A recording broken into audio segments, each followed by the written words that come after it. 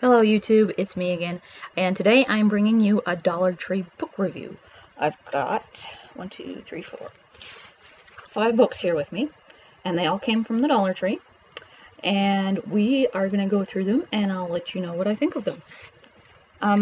For reference, I've already done these book reviews on my blog, and they will be linked down below if you want to go take a look at those, but essentially this will be the same thing, but in video format. So without further ado, we're going to get started with the book, The Beautiful Indifference by Sarah Hall. Now, this book I liked. I liked it because it reminded me a bit of Stephen King, how he takes sort of normal situations you'd possibly come across in everyday life, kind of like Cujo and The Girl Who Loved Tom Gordon, and there's some other ones like that. She does the same thing. This is actually a few short stories altogether, but I loved the way she brought the suspense, the intensity to her short stories, especially in short stories where you don't have a whole lot of words to play with. As a writer, I just really like this book. I want to read it again. I liked it. We'll just put it that way. One I didn't like quite so much was Ouija, a novel, and this is the Very Glossy. This is the novel version of a movie. So they took the movie and put it into a novel, I think. It's actually kind of a screenplay, written like a screenplay. It's also written very young adult-like. I put this in the young adult section. But it reads very much like a movie. So that's why I think it's like the screenplay for it. And I possibly didn't like it because it read that way. You could tell what was coming. Woo! Very glossy. You could tell what was coming in the book. I think a lot of novels based on the Ouija board or witch boards or whatever you want to call them are about the same. Like, you don't follow the rules, this evil entity pops out and people start dying. I mean, it's the same with every Ouija movie or book I've ever come across. So this one wasn't anything special. I mean, maybe if you like the movie, you'd want to get the book. But it was okay. For me, it was just okay. It wasn't terrible, but I probably am not going to read it again, at least not for a while. Okay, how about a nonfiction book? Yes, Ghosts Among Us. And yes, this is a nonfiction book. This is a guy. Let me find my notes here. I thought this book would be a lot like the Ghost Hunter shows that you see on TV, where all these, I guess some of them are amateurs, some of them are scientists, kind of depends on which one you want. Take all this equipment, go into haunted houses, and see if they get any feedback. This is actually a little bit different on that. This is a guy who claims to be a bit more like a medium. He doesn't actually talk to them, but you can feel their energy and that kind of thing. Like yeah. And he talks a lot about chakras,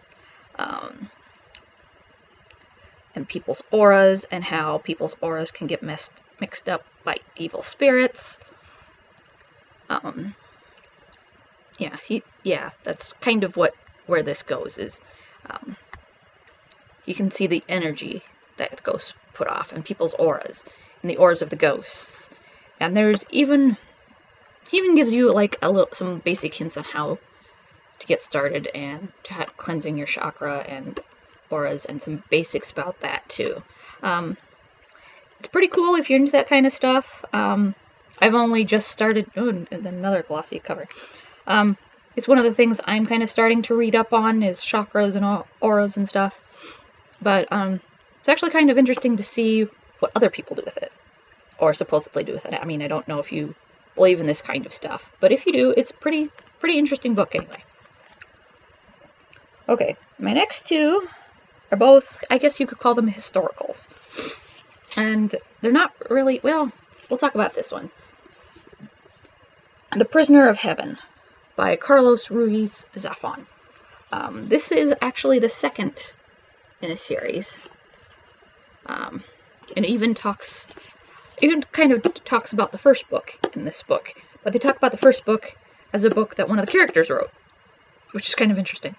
But one of the things that bothered me is that there's some plot inconsistencies that were confusing. Part of the plot of the book was somebody was trying to figure out where the Cemetery of Forgotten Books were. And it never really explained why they knew where it was and how they come to know where it was. They didn't explain that at all. They just explained that one of the characters was looking for it, and then the other one just magically knew where it was and took the other character right to it. Never explained it.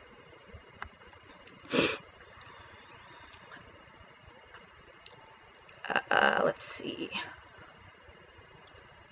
Okay, well, it is a book in a series, so I guess they didn't have to wrap up all the plot points in one book, but I do like books in series that can be standalone books. But if you read the other books in the series, then everything, makes a little more sense. You get a little more background information on the characters, and so on and so forth.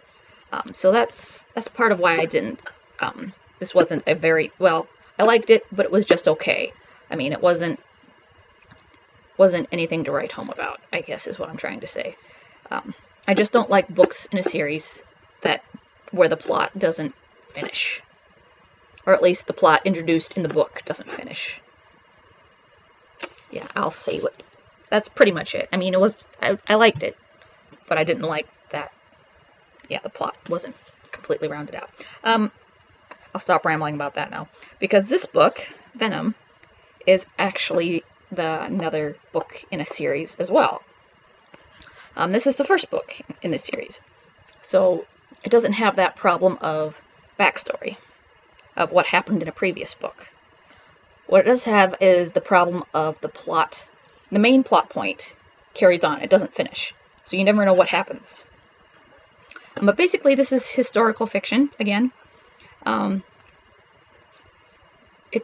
main character is a girl, and the majority of the plot either revolves around the murders or who she's going to end up with.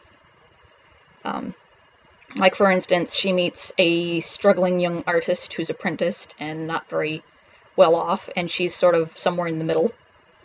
She's has enough money to do what she wants, but she's not extremely rich, and she's betrothed to someone who is doing well for himself. He's going to college, he's very well off, his family is very well off.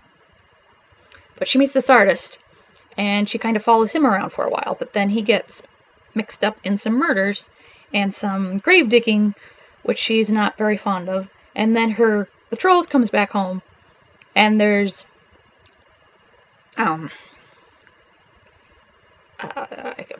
clues that he's the murderer, and then it ends up being neither one of them, and that plot is never fixed because you never do figure out who is doing all the killings. But in the end, she has to make a choice between the two boys. So I like the choice that she did make, I'll say that, but again, I don't like that the plot wasn't. The plot was better than the one in the previous book, because at least it explained what was going on and why the plot didn't finish in this book. Yeah. Again, it was okay. It wasn't terrible.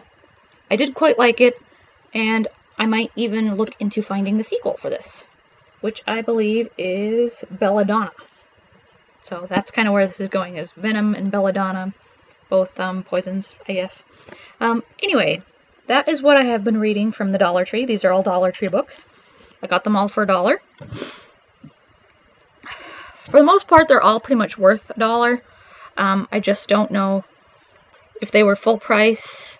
I would probably pick up this one and maybe this one.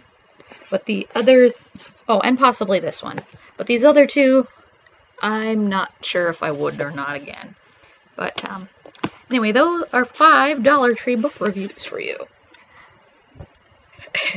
So I would like to take the time to tell you thank you for watching, and I'll see you next time. Bye.